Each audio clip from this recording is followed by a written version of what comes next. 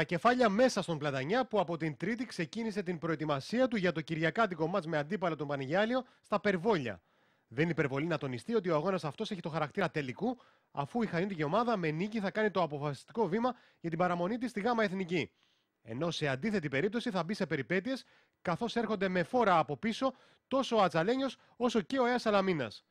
Ο Μίκη Τσίρκοβιτς είδε με ικανοποίηση τους παίκτες του να έχουν τηρήσει κατά γράμμα τις οδηγίες του.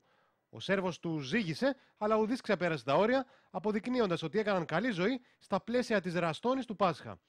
Επίσης, θετικό γεγονός αποτελεί ότι ο Σέρβος τεχνικός θα μπορεί να υπολογίζει για το κυριακάτικο παιχνίδι τον Χρήστο Παλιγιώργο, που ξεπερνάει το πρόβλημα τραυματισμού του και συμμετέχει στο πρόγραμμα των προπονήσεων. Αυτό σημαίνει ότι ο δεξιός μπακ της ομάδος διεκδικεί θέση στο βασικό σχήμα του Πλατανιά. Ένα επιπλέον γεγονός που κάνει τον Τσίρκοβιτς να νιώθει ικανοποίηση είναι ότι ο Ντίνος Πάγκαλος εξέτησε την ποινή της τιμωρίας του και θα δώσει το παρόν στον αγώνα με τον Πανηγιάλιο. Πολύ πιθανό πάντως είναι ο Σέρβος τεχνικός να ξεκινήσει με ένα σχήμα με τους Παραστατίδη και Πάγκαλο, αφήνοντας και πάλι εκτός ενδεκάδας τον Κατσικοκέρι, που δεν έχει ξεκινήσει και στο μάτς με την Κόρινθο, προφανώς διότι ο προπονητής του θεωρεί ότι δεν βρίσκεται στην κατάλληλη φόρμα. Στο Περιφερειακό Πρωτάθλημα, στον ΑΟ Χανιά προετοιμάζονται για το παιχνίδι με την Αναγέννηση Ράπτρας την Κυριακή στις 5 στο Εθνικό Στάδιο Χανίων. Μάτς που αποτελεί προάγγελο για το ντέρμπι της 18ης Απριλίου με αντίπαλο το Γιούχτα Αρχανών. Ο ΑΟ Χανιά θέλει με νίκη επί της Αναγέννησης να διατηρήσει το προβάδισμα των 3 βαθμών από την ομάδα των Αρχανών, ώστε να έχει το περιθώριο της ισοπαλίας στο ντέρμπι.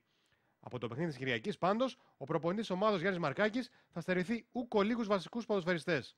Τιμωρημένοι είναι οι Γονιωτάκης, Μπουρμπάκης και Ιασονίδης, ενώ ο Αντώνης Βασαδάκης δείχνει να μην ξεπερνάει το πρόβλημα τραυματισμού του παρά τη μεγάλη προσπάθεια που κατέβαλε τις τελευταίες μέρες.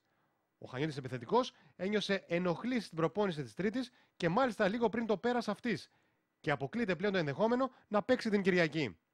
Ο ΑΟ Χανιά πραγματοποίησε την Τετάρτη προπόνηση στο στάδιο, την Πέμπτη θα πραγματοποιήσει στη Μοναχή Ελιά, ενώ την Παρασκευή ενδέχεται να κάνει προπόνηση και πάλι στο στάδιο, με την προετοιμασία να ολοκληρώνεται το Σάββατο με προπόνηση στη Μοναχή Ελιά.